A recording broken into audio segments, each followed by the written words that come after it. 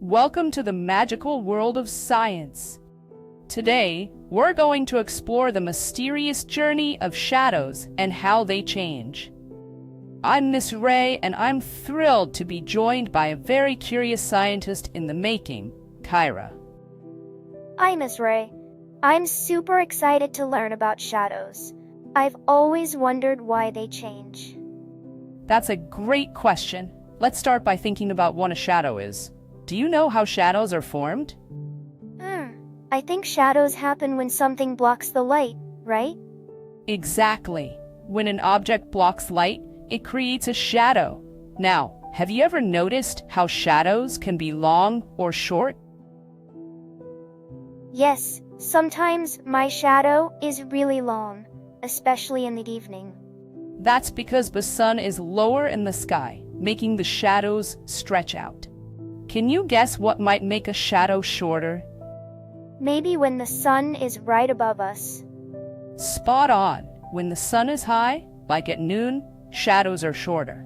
Now, let's think like scientists. If we use a flashlight and a toy, how do you think moving the toy closer or further from the light changes the shadow? Maybe the shadow gets bigger if the toy is closer to the light. That's a good prediction. Let's test it.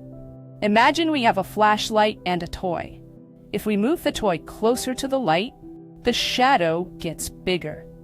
And if we move it away, the shadow gets smaller. Why do you think that happens? Maybe because the light spreads out more when the toy is closer. Exactly. The closer the object is to the light, the more the light spreads around it, making a bigger shadow.